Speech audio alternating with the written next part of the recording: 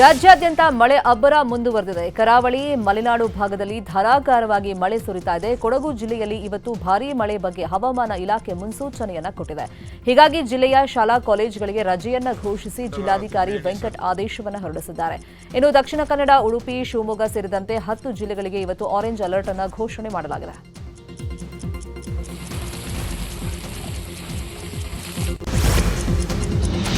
ಇತ್ತ ಬೆಂಗಳೂರಿನಲ್ಲೂ ರಾತ್ರಿ ಪೂರ್ತಿ ಜಿಟಿ ಮಳೆ ಸುರಿದಿದೆ. ಮಲ್ಲೇಶ್ವರಂ, ಮೇಕ್ರಿ ಸರ್ಕಲ್, ಲಾಲ್ಬಾಗ್, ಕೋರಮಂಗಲ ಸೇರಿದಂತೆ ಹಲವೆಡೆ ಮಳೆಯಾಗಿದೆ.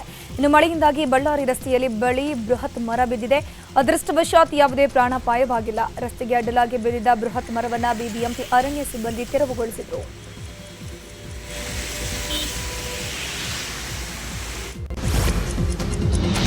ಧರ್ಮಸ್ಥಳ ಭಾಗದಲ್ಲಿ ನೂರಾರು ಶವ ಹೂತಿಟ್ಟಿದ್ದಾರೆ ಎನ್ನಲಾದ ಪ್ರಕರಣವನ್ನು ಎಸ್ಐಟಿ ತನಿಖೆಗೆ ವಹಿಸುವಂತೆ ಸುಪ್ರೀಂಕೋರ್ಟ್ ನಿವೃತ್ತ ನ್ಯಾಯಮೂರ್ತಿ ಗೋಪಾಲ್ ಗೌಡ ಆಗ್ರಹವನ್ನು ಮಾಡಿದ್ದಾರೆ.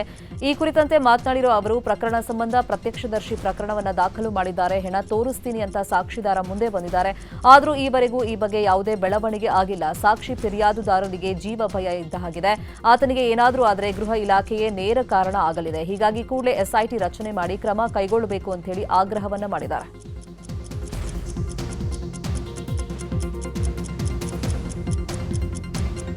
ಇನ್ನು ಶವಗಳ ಹೂತಿಟ್ಟ ಪ್ರಕರಣ ಸಂಬಂಧ ಸುಪ್ರೀಂ ಕೋರ್ಟ್ನಲ್ಲಿ ಅರ್ಜಿ ಸಲ್ಲಿಕೆಯಾಗಿದೆ. ಇದನ್ನ ತನಿಖಾಧಿಕಾರಿಗಳ ಗಮನಕ್ಕೆ ಸಾಕ್ಷಿಯಾಗಿ ದೂರುದಾರರು ಅಥವಾ ವಕೀಲರು ತರುವಂತಿಲ್ಲ.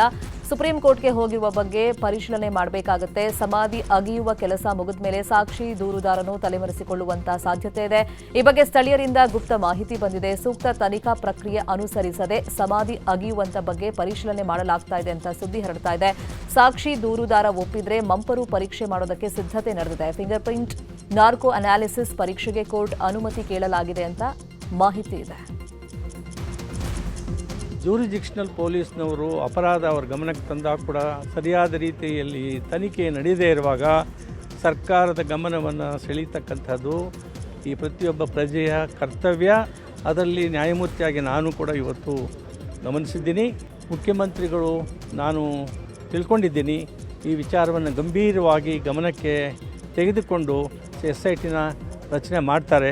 ಅದನ್ನು ಸೂಪರ್ವಿಷನ್ ಮಾಡ್ತಕ್ಕಂಥದ್ದು ಉಚ್ಚ ನ್ಯಾಯಾಲಯದ ನಿವೃತ್ತ ನ್ಯಾಯಮೂರ್ತಿ ಆಗಲಿ ಅಥವಾ ಸರ್ವೋಚ್ಚ ನ್ಯಾಯಾಲಯದ ನಿವೃತ್ತ ನ್ಯಾಯಮೂರ್ತಿ ಆಗಲಿ ಮಾಡ್ತಾರೆ. ಜ್ಯೂರಿಡಿಕ್ಷನಲ್ ಬಿಜೆಪಿಯ ಶಾಸಕ ಪ್ರಭು ಚೌಹಾಣ್ ಪುತ್ರನ ವಿರುದ್ಧ ವಂಚನೆ ಆರೋಪ ಕೇಳಿ ಬರ್ತಾ ಇದೆ. ಪ್ರತೀಕ್ ಚೌಹಾಣ್ ವಿರುದ್ಧ ಮಹಿಳಾ ಆಯೋಗಕ್ಕೆ ಯುವತಿಯೊಬ್ಬರು ದೂರನ್ನು ಕೊಟ್ಟಿದ್ದಾರೆ. 2023 ಡಿಸೆಂಬರ್ 25ರಂದು ಪ್ರತೀಕ್ ಚೌಹಾಣ್ ನಿವಾಸದಲ್ಲಿ ಇಬ್ಬರಿಗೂ ನಿಶ್ಚಿತಾರ್ಥ ಆಗಿದೆ. ನಿಶ್ಚಿತಾರ್ಥದ ನಂತರ ಪ್ರತೀಕ್ ಚೌಹಾಣ್ ಜೊತೆ ಹೊಂದಾಣಿಕೆಗಾಗಿ ಅವರ ಕುಟುಂಬದವರು ನನ್ನನ್ನು ಪ್ರತೀಕ್ ಜೊತೆ ಬೇರೆ ಸ್ಥಳಗಳಿಗೆ ಕಳಿಸಿಕೊಟ್ಟಿದ್ರು. 2024 ಮಾರ್ಚ್ 7, 24 ಹಾಗೂ ಏಪ್ರಿಲ್ 8ರಂದು ಮಹಾರಾಷ್ಟ್ರದ ಲಾಥೂರ್ಗೆ ಪ್ರತೀಕ್ ನನ್ನನ್ನು ಕರ್ಕೊಂಡು ಹೋಗಿದ್ರು. ದೈಹಿಕ ಸಂಪರ್ಕವನ್ನು ಬೆಳೆಸಿದ್ದಾರೆ. ಈಗ ಮದುವೆ ಆಗೋಕೆ ಪ್ರತೀಕ್ ನಿರಾಕರಿಸುತ್ತಿದ್ದಾನೆ. ಈ ಬಗ್ಗೆ ಪೊಲೀಸರಿಗೆ ದೂರು ಕೊಟ್ಟರು ಕೂಡ ಸ್ವೀಕರಿಸುತ್ತಿಲ್ಲ ಅಂತ ಯುವತಿ ಗಂಭೀರ ಆರೋಪ ಮಾಡಿದ್ದಾಳೆ. 25 दिसंबर को मेरी इंगेजमेंट हुई थी 2023 में. तो अभी शादी की डेट के लिए गए थे तो वो शादी के लिए मना कर रहे हैं. इसलिए मैंने यहाँ पे महिला आयोग में मैंने कंप्लेन दी है. अभी देखते हैं वो क्या करते हैं. शादी के लिए रिफ्यूज़ कर रहे हैं. उनके रीजंस दे रहे हैं, पता नहीं आप करेंगे कल करेंगे बोल के 2 साल हो गए. अभी 25 दिसंबर को मेरी इंगेजमेंट हुई थी 2023 में. तो अभी शादी की डेट के लिए गए थे तो वो हमने कंप्लेन दे दी है. उनके ऊपर FIR फटना चाहिए करके. और प्रतीक प्रभु चौहान के ऊपर, जो एक्स मिनिस्टर प्रभु चौहान का बेटा है प्रतीक चौहान, उसने मेरे सिस्टर के साथ भी तो गलत किया है और बाकी भी बहुत सारे लड़कियों के साथ उसने गलत किया है. अभी वो धीरे धीरे बाहर आएगा. अभी फ़िलहाल हमने तो कंप्लेन किया है महिला आयोग में जाके. हम पुलिस को भी दे सकते थे बट पुलिस लोगों को उन्होंने सब मतलब करने नहीं दे रहा है उधर के लोकल लोगों को. तो हमने महिला आयोग का सपोर्ट लिया है. महिला आयोग में हमने आज कंप्लेन दिया है. अभी देखते हैं आगे क्या होगा. हमें जस्टिस चाहिए, इसलिए हम बेंगलोर आए और अभी आज कंप्लेन दे दी. प्रतीक चौहान के ऊपर देना चाहिए. मेरे सिस्टर के साथ उसने एंगेजमेंट किया है और अभी शादी नहीं कर रहा है. वो उनको ही पता क्यों नहीं कर रहे हैं. हम उनको पूछने के लिए फ़ोन कर रहे हैं तो वो हमारे फ़ोन रिसीव नहीं कर रहे हैं. हमारे लोग उनको बात करने जा रहे हैं. ಚಿತ್ರದುರ್ಗ ರೇಣುಕಾಸ್ವಾಮಿ ಕೊಲೆ ಆರೋಪಿ ನಟ ದರ್ಶನ್ಗೆ ಕೊಂಚ ರಿಲೀಫ್ ಸಿಕ್ಕಿದೆ. ಜಾಮೀನು ರದ್ದು ಕೋರಿ ರಾಜ್ಯ ಸರ್ಕಾರ ಸಲ್ಲಿಸಿರುವಂತಹ ಮೇಲ್ಮನವಿ ಅರ್ಜಿ ನಿನ್ನೆ ಸುಪ್ರೀಂ ಕೋರ್ಟ್ನಲ್ಲಿ ವಿಚಾರಣೆಯಾಗಿದೆ. ನ್ಯಾಯಮೂರ್ತಿ ಜೆಬಿ ಪರ್ದಿವಾಲಾ ಹಾಗೆಯೇ ಆರ್ ಮಹದೇವನ್ ಅವರ ದ್ವಿಸದಸ್ಯ ಪೀಠದಲ್ಲಿ ವಿಚಾರಣೆ ಆಗಿದ್ದು, ವಾದ ಪ್ರತಿವಾದ ಆಲಿಸಿದ ಸುಪ್ರೀಂ ಕೋರ್ಟ್ ಜುಲೈ 22ಕ್ಕೆ ವಿಚಾರಣೆಯನ್ನು ಮುಂದೂಡಿದೆ. ಅವತ್ತೇ ಪ್ರಕರಣದ ತೀರ್ಪು ಕೂಡ ಪ್ರಕಟಿಸುವ ಬಗ್ಗೆ ಪೀಠ ತಿಳಿಸಿದೆ. ರೌಡಿ ಶೀಟರ್ ಬಿಕ್ಲು ಶಿವನ ಕೊಲೆ ಪ್ರಕರಣ 5 ಆರೋಪಿಗಳನ್ನು ಬಂಧಿಸಿ ಕೋರ್ಟ್ಗೆ ಹಾಜರು ಮಾಡಿದ್ದಾರೆ ಪೊಲೀಸರು. 10 ದಿನಗಳ ಕಾಲ ಕಸ್ಟಡಿಗೆ ಪಡ್ಕೊಂಡಿದ್ದಾರೆ. ಇನ್ನು ಪ್ರಕರಣದಲ್ಲಿ 5ನೇ ಆರೋಪಿಯಾಗಿರುವಂತಹ ಶಾಸಕ ಭೈರತಿ ಬಸವರಾಜ್ಗೆ ನೋಟಿಸ್ ಜಾರಿ ಮಾಡಿದ್ದು, 2 ದಿನಗಳಲ್ಲಿ ವಿಚಾರಣೆಗೆ ಹಾಜರಾಗೋಕೆ ನೋಟಿಸ್ ಜಾರಿ ಮಾಡಿದ್ದಾರೆ. ಭೈರತಿ ಬಸವರಾಜ್ ಮನೆಗೆ ನೋಟಿಸ್ ಕೊಡೋಕೆ ಬಂದಾಗ ಭೈರತಿ ಬಸವರಾಜ್ ಮಗ ನೀರಜ್ ನೋಟಿಸ್ ಅನ್ನು ಸ್ವೀಕಾರ ಮಾಡಿದ್ರು. 2 ದಿನದಲ್ಲಿ ವಿಚಾರಣೆಗೆ ಬರೋಕೆ ಪುಲಕೇಶಿ ನಗರ ಪೊಲೀಸರು ಸೂಚನೆ ಕೊಟ್ಟಿದ್ದಾರೆ. ಬೆಂಗಳೂರಿನ ಎಲ್ಲ ಅನಧಿಕೃತ ಕಟ್ಟಡ ಹಾಗೂ ಸೈಟ್ಗಳಿಗೆ ಎ ಖಾತೆಯಿಂದ ಬಿ ಖಾತೆ ನೀಡೋಕೆ ನಿನ್ನೆಯ ಕ್ಯಾಬಿನೆಟ್ ಸಭೆಯಲ್ಲಿ ನಿರ್ಧಾರ ಮಾಡಲಾಗಿದೆ.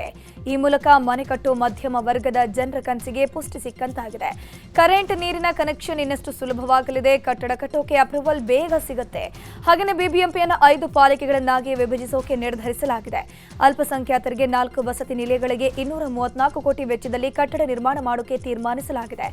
ಮೈಸೂರು ವಿವಿಯಲ್ಲಿ ಅಂಬೇಡ್ಕರ್ ಅಧ್ಯಯನ ಕೇಂದ್ರ ಸ್ಥಾಪಿಸೋಕೆ 10 ಕೋಟಿ ನೀಡೋಕೆ, ಬಾದಾಮಿ, ಪಟ್ಟದಕಲ್ಲು, ಹಂಪಿ, ವಿಜಯಪುರದಲ್ಲಿ ಪ್ರವಾಸಿ ವೃತ್ತಕ್ಕೆ 116 ಕೋಟಿ ನೀಡೋಕೆ, ಹಾಗೆಯೇ ನಾಗಮಂಗಲ ಬಳಿ ಹೇಮಾವತಿ ನಾಲೆ ನವೀಕರಣ ಮಾಡೋಕೆ 560 ಕೋಟಿ ನೀಡೋಕೆ ತೀರ್ಮಾನ ಮಾಡಲಾಗಿದೆ.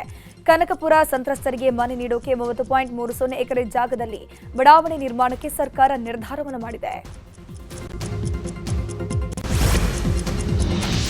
ಇಡಿ ಅಧಿಕಾರಿಗಳು ಶಾಸಕ ಕೆವೈ ನಂಜೇಗೌಡ ಒಡೆತನದ ಆಸ್ತಿ ಮುಟ್ಟುಗೋಲು ಹಾಕೊಂಡಿದ್ದಾರೆ. ಈ ವಿಚಾರವಾಗಿ ಮಾಲೂರು ಶಾಸಕ ಕೆವೈ ನಂಜೇಗೌಡ ಪ್ರತಿಕ್ರಿಯೆ ಕೊಟ್ಟಿದ್ದು, ನಾನು 106 ಕೋಟಿ ಒಡೆಯ ಅಂತ ಎಲ್ಲರೂ ಭಾವಿಸಿದ್ರು. ಆದರೆ ನನ್ನ ಸ್ಥಿರಾಸ್ತಿ ಚರಾಸ್ತಿ 1.32 ಕೋಟಿ ರೂಪಾಯಿ ಅಷ್ಟೇ. ಚುನಾವಣೆ ಅಫಿಡವಿಟ್ನಲ್ಲೂ ನಾನು ಎಲ್ಲ ಮಾಹಿತಿ ಕೊಟ್ಟಿದ್ದೀನಿ. ಕೋಮುಲ್ ನೇಮಕಾತಿಯಲ್ಲಿ ಯಾವುದೇ ಅವ್ಯವಹಾರ ನಡೆದಿಲ್ಲ. ಇಡಿ ಅಧಿಕಾರಿಗಳ ಆರೋಪ ಸತ್ಯಕ್ಕೆ ದೂರವಾದದ್ದು ಅಂತ ಹೇಳಿದ್ದಾರೆ. ಇನ್ನು ಕಾನೂನು ಹೋರಾಟದ ಮೂಲಕ ಇಡಿ ಆರೋಪಕ್ಕೆ ತಕ್ಕ ಉತ್ತರ ಕೊಡ್ತೀನಿ ಅಂತಾನೂ ಹೇಳಿದ್ದಾರೆ. ಎಲ್ಲ ಮಾಹಿತಿಯನ್ನ ಅಫಿಡವಿಟಲ್ಲಿ ಹೇಳಿದ್ದೀನಿ. ನನ್ನ ಆಸ್ತಿ ಏನಿದೆ ಅಂತೇಳಿ ತೋರಿಸಿದ್ದೀನಿ. ಅದನ್ನೇ ಇವತ್ತು ಇಡಿ ಅವರು 23 ಡಿಸೆಂಬರಲ್ಲಿ ರಿಕ್ರೂಟ್ಮೆಂಟ್ ಆಗಿರೋದು ಮಿಲ್ಕಿಯವನಂದು. ಆ ರಿಕ್ರೂಟ್ಮೆಂಟ್ಗೆ ಇದನ್ನ ಅಟ್ಯಾಚ್ ಮಾಡ್ಕೊಂಡಿದ್ದಾರೆ. ಅದನ್ನ ನಾನು ಜಮೀನು ಮಾಡಿರೋದು ಯಾವಾಗಂದ್ರೆ 21 ಏಪ್ರಿಲ್ ಅಲ್ಲಿ. ಇದರ ಕಾನೂನು ಪ್ರಕಾರ ನಾನು ಚಾಲೆಂಜ್ ಮಾಡಬೇಕು, ಮಾಡ್ತೀನಿ. ನಾನು 106 ಕೋಟಿ ಒಡೆಯ, 1000 ಕೋಟಿ ಒಡೆಯ ಅಲ್ಲ. ಇಡಿ ಅವರು ಹೇಳಿದ್ದನ್ನೇ ನಾನು ಅಪ್ಡೇಟ್ ಹೇಳಿದ್ದೀನಿ. ನನ್ನ ಆಸ್ತಿ, ನನ್ನ ಹಿತಾಭಾರ ಇರೋದು ಎಷ್ಟಂದ್ರೆ 1,32,00,000 ನನ್ನ ಜನತೆಗೆ ಗೊತ್ತಾಗಿದೆ. ಅದನ್ನ ರಿಕ್ರೂಟ್ಮೆಂಟ್ ಅಲ್ಲಿ ನಾನು ಅಕ್ರಮ ಮಾಡಿರೋಂಥ ದುಡ್ಡಲ್ಲಿ ಸಂಪಾದನೆ ಮಾಡಿದ್ದೀನಿ ಅನ್ನೋದು ಇಡಿ ಅವರಿದ್ರೆ ಅದು ತಪ್ಪು, ಸುಳ್ಳು. ಯಾರು ಎಲಿಜಿಬಲ್ ಇದ್ರು ಅವರಿಗೆ ರಿಕ್ರೂಟ್ಮೆಂಟ್ ಎಲ್ಲ ಅವಕಾಶ ಸಿಕ್ಕಿದೆ. ಆದರೂ ಕೂಡ ಇಡಿ ಬಂದು ಇದನ್ನ ತನಿಖೆಗಳು ಮಾಡೋಂಥ ಕೆಲಸ ಮಾಡ್ತಾ ಇದ್ದಾರೆ. ನಾನು ಅದನ್ನ ಫೇಸ್ ಮಾಡ್ತೀನಿ. ಲೀಗಲ್ ಆಗಿ ಕೋರ್ಟಲ್ಲಿದೆ. ಕೋರ್ಟಲ್ಲಿ ಏನು ಅಂತೇಳಿ ಪ್ರೂಫ್ ಆಗ್ತದೆ.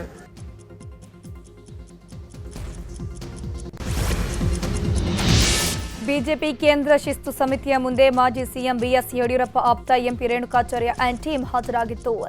ತಮ್ಮ ವಿರುದ್ಧ ಪಕ್ಷ ವಿರೋಧಿ ಚಟುವಟಿಕೆ ಆರೋಪದ ಬಗ್ಗೆ ಶಿಸ್ತು ಸಮಿತಿಗೆ ವಿವರಣೆ ಕೊಟ್ಟಿದ್ದಾರೆ. ದೆಹಲಿಯಲ್ಲಿ ಶಿಸ್ತು ಸಮಿತಿ ಕಾರ್ಯದರ್ಶಿ ಓಂ ಪಠಾಕ್ ಮುಂದೆ ಸ್ಪಷ್ಟೀಕರಣವನ್ನು ಕೊಟ್ಟಿದ್ದು, ತಮ್ಮದೇನು ತಪ್ಪಿಲ್ಲ, ಯಾವುದೇ ಪಕ್ಷ ವಿರೋಧಿ ಚಟುವಟಿಕೆ ಮಾಡಿಲ್ಲ ಅಂತ ರೇಣುಕಾಚಾರ್ಯ ಆ್ಯಂಡ್ ಟೀಮ್ ಉತ್ತರಿಸಿದ್ದಾರೆ. ಈ ಮೂಲಕ ಉಚ್ಚಾಟನೆಯಿಂದ ಪಾರಾಗೋಕೆ ಎಂಪಿ ರೇಣುಕಾಚಾರ್ಯ ಪ್ರಯತ್ನಿಸಿದ್ದಾರೆ.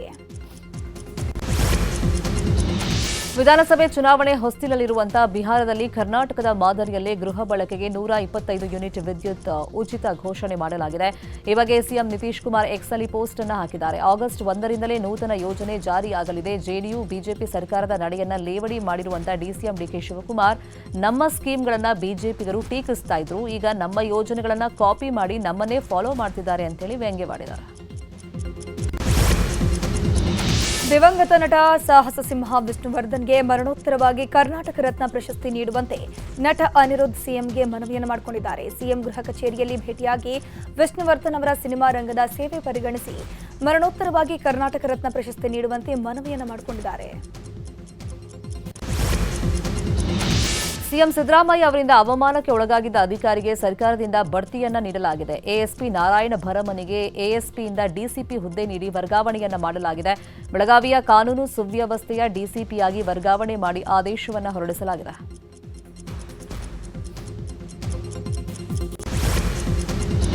ಉತ್ತರ ಕನ್ನಡ ಜಿಲ್ಲೆಯ ಗೋಕರ್ಣದ ರಾಮೇಶ್ವರ ಗುಹೆಯಲ್ಲಿ ರಷ್ಯಾದ ಮಹಿಳೆ ಹಾಗೂ ಇಬ್ಬರು ಮಕ್ಕಳು ಪತ್ತೆಯಾಗಿದ್ರು. ಅವರನ್ನು ನೋಡೋಕೆ ರಷ್ಯಾ ಮಹಿಳೆಯ ಬಾಯ್ ಫ್ರೆಂಡ್ ತುಮಕೂರಿಗೆ ಆಗಮಿಸಿದ್ದಾರೆ. ತುಮಕೂರಿನಲ್ಲಿರುವಂತಹ ಎಫ್ಆರ್ಸಿ ಸೆಂಟರ್ ಬಳಿ ಬಂದು ನಿನಾ ಹಾಗೂ ಇಬ್ಬರು ಮಕ್ಕಳ ಭೇಟಿಗೆ ಮನವಿಯನ್ನು ಮಾಡಿಕೊಂಡ್ರು. ಆದರೆ ಅಧಿಕಾರಿಗಳು ಭೇಟಿಗೆ ಅವಕಾಶವನ್ನ ನೀಡಲಿಲ್ಲ. ಹೀಗಾಗಿ ಬೆಂಗಳೂರಿಗೆ ವಾಪಸ್ಸಾಗಿದ್ದು ಅಧಿಕಾರಿಗಳಿಂದ ಅನುಮತಿ ಪಡೆಯೋಕೆ ಮುಂದಾಗಿದ್ದಾರೆ.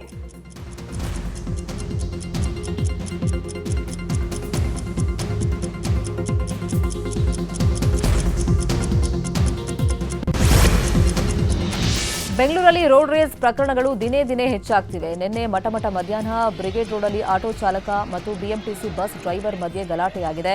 ರೋಡ್ ರೇಸ್ ಬಗ್ಗೆ ಆಟೋ ಚಾಲಕ ಬಿಎಂಟಿಸಿ ಬಸ್ ಚಾಲಕನನ್ನ ಬಸ್ಗೆ ಅಡ್ಡಲಾಗಿ ನಿಂತು ಪ್ರಶ್ನಿಸೋಕೆ ಮುಂದಾಗಿದ್ದಾನೆ. ಈ ವೇಳೆ ಆಟೋ ಚಾಲಕನ ಮೇಲೆಯೇ ಬಸ್ ಹರಿಸಲು ಬಿಎಂಟಿಸಿ ಬಸ್ ಚಾಲಕ ಮುಂದಾಗಿದ್ದಾನೆ. ಅಲ್ಲಿದ್ದ ಕೆಲ ಸಾರ್ವಜನಿಕರ ಮೊಬೈಲ್ನಲ್ಲಿ ವಿಡಿಯೋ ರೆಕಾರ್ಡ್ ಆಗಿದ್ದು, ಈ ಬಗ್ಗೆ ಯಾವುದೇ ದೂರು ದಾಖಲಾಗಿಲ್ಲ.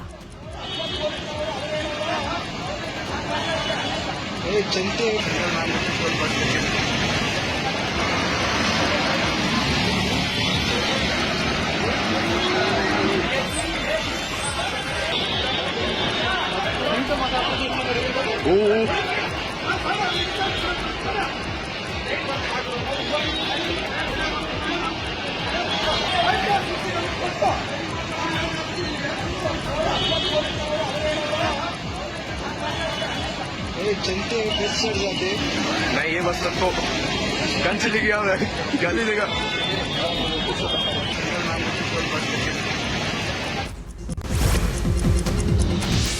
ಕಾವೇರಿ ನದಿಗೆ ಹಾರಿ ಗ್ರಾಮ ಲೆಕ್ಕಾಧಿಕಾರಿ ಆತ್ಮಹತ್ಯೆ ಮಾಡಿಕೊಂಡಿರುವಂತಹ ಘಟನೆ ಚಾಮರಾಜನಗರದ ದಾಸನಪುರ ಬಳಿ ನಡೆದಿದೆ. ಕೊಳ್ಳೇಗಾಲ ತಾಲೂಕಿನ ಜಿನಕನಹಳ್ಳಿ ಗ್ರಾಮದ ನಿರಂಜನ ಮೂರ್ತಿ ಆತ್ಮಹತ್ಯೆಗೆ ಶರಣಾದ ವ್ಯಕ್ತಿ. ಈತ ಮಂಡ್ಯ ಜಿಲ್ಲೆಯ ಬಿಜಿಪುರದಲ್ಲಿ ಗ್ರಾಮ ಲೆಕ್ಕಾಧಿಕಾರಿಯಾಗಿ ಕೆಲಸ ಮಾಡ್ತಾ ಇದ್ದ. ನಿನ್ನೆ ದಾಸನಪುರ ಸೇತುವೆ ಮೇಲೆ ಬೈಕ್ ನಿಲ್ಲಿಸಿ ನದಿಗೆ ಹಾರಿದ್ದಾನೆ. ಕೊಳ್ಳೇಗಾಲ ಠಾಣೆಯಲ್ಲಿ ಪ್ರಕರಣ ದಾಖಲಾಗಿದೆ.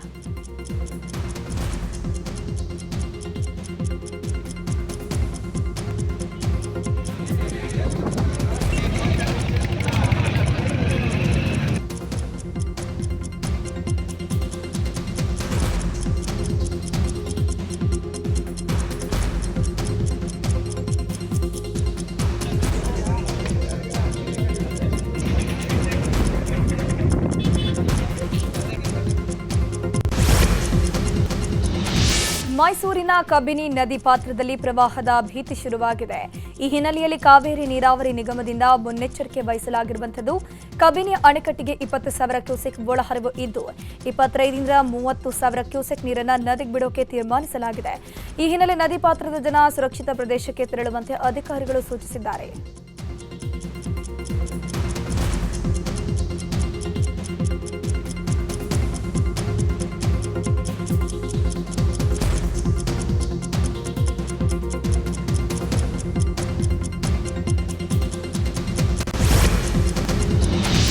ಜನಪ್ರತಿನಿಧಿಗಳು ಹಾಗೂ ಅಧಿಕಾರಿಗಳಿಗೆ ಮನವಿ ಮಾಡಿ ಬೇಸತ್ತ ಗ್ರಾಮಸ್ಥರು ತಮ್ಮ ಊರಿಗೆ ತಾವೇ ರಸ್ತೆಯನ್ನು ನಿರ್ಮಿಸಿಕೊಂಡಿದ್ದಾರೆ. ಹುಬ್ಬಳ್ಳಿಯ ಗುಡೇನಕಟ್ಟಿ ಯರಿ ನಾರಾಯಣಪುರ ರಸ್ತೆ ಇತ್ತೀಚೆಗೆ ಸುರಿದಂತಹ ಭಾರಿ ಮಳೆಯಿಂದ ಹಾಳಾಗಿ ಹೋಗಿತ್ತು. ತಾತ್ಕಾಲಿಕವಾಗಿ ನಿರ್ಮಿಸಿದ ಬ್ರಿಡ್ಜ್ ಕಿತ್ತು ಹೋಗಿತ್ತು. ಹೊಲಗಳಿಗೆ ಹೋಗೋಕ್ಕಾಗದೆ ಜನರಿಗೆ ತೊಂದರೆ ಆಗ್ತಾ ಇತ್ತು. ರಸ್ತೆ ನಿರ್ಮಿಸಿಕೊಡಿ ಅಂತ ಹಲವು ಬಾರಿ ಮನವಿಯನ್ನ ಮಾಡಿಕೊಂಡ್ರು. ಜನಪ್ರತಿನಿಧಿಗಳು ಅಧಿಕಾರಿಗಳು ಸ್ಪಂದಿಸಿರಲಿಲ್ಲ. ಹೀಗಾಗಿ ಕೊನೆಗೆ ಗ್ರಾಮಸ್ಥರೇ ಸ್ವಂತ ಹಣದಿಂದ ರಸ್ತೆ ನಿರ್ಮಿಸಿಕೊಂಡಿದ್ದಾರೆ.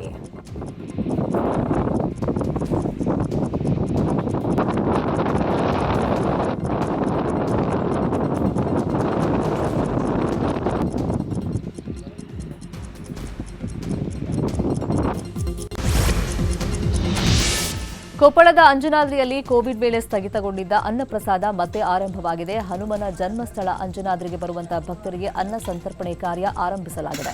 ಮುಜರಾ ಇಲಾಖೆಯಿಂದ ಈ ಹಿಂದೆ ಅನ್ನ ಸಂತರ್ಪಣೆ ಮಾಡಲಾಗ್ತಾ ಇತ್ತು. ಈಗ ಇಲ್ಲಿನ ಅರ್ಚಕ ವಿದ್ಯಾದಾಸ ಬಾಬಾ ಅವರು ಭಕ್ತರಿಗೆ ಅನ್ನ ಪ್ರಸಾದವನ್ನು ಮಾಡಿಸ್ತಾ ಇದ್ದಾರೆ.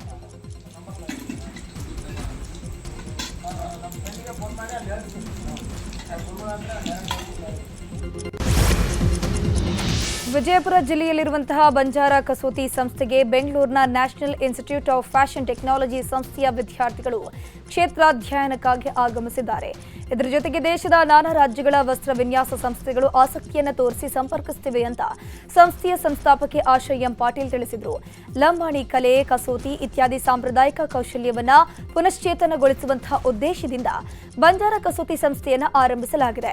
7-8 ವರ್ಷಗಳಿಂದ ಬಂಜಾರ ತಾಂಡಾಗಳಲ್ಲಿರುವಂತಹ ಮಹಿಳೆಯರನ್ನ ಸಂಪರ್ಕಿಸಿ ಈ ಕಲೆಗೆ ಆಧುನಿಕ ಸ್ಪರ್ಶ ನೀಡಲಾಗ್ತಾ ಇದೆ. ಇದಕ್ಕೆ ಮಾರುಕಟ್ಟೆಯನ್ನು ಕೂಡ ಸೃಷ್ಟಿಸಲಾಗಿದ್ದು, ಇಲ್ಲಿ ಸಿದ್ಧಪಡಿಸಲಾಗುವಂತಹ ಉತ್ಪನ್ನಗಳನ್ನು ದೇಶದ ವಿವಿಧ ಭಾಗಗಳಲ್ಲಿ ಪ್ರದರ್ಶನ ಮತ್ತು ವಾಣಿಜ್ಯ ಮಳಿಗೆಗಳಿಗೂ ಕೂಡ ತಲುಪಿಸಲಾಗುತ್ತೆ ಅಂತ ಹೇಳಿದರು. Come here in Banjara Kasuti. We have come here in Bijapur, Karnataka with the support of Banjara Kasuti organization to learn more about Banjara and Lambani tribe, their craft, and to retain it and to revive it with the help of our design knowledge and with the help of the new market. This is part of our curriculum. We are here to do a craft research documentation. Knitwear department semester 5 ಓದ್ತಾ ಇರೋದು. ಅದರಲ್ಲಿ ನಾವಿವಾಗ Banjara community ಅವ್ರ ಬಗ್ಗೆ ಓದಕ್ಕೆ ಬಂದಿರೋದು. ಬಂಜಾರ ಕಸೂತಿ organisation ನಮಗೆ ತುಂಬ ಸಹಾಯ ಮಾಡಿದೆ ಇಲ್ಲಿ ಬಂದು ಇವ್ರನ್ನ ಓದೋಕ್ಕೆ.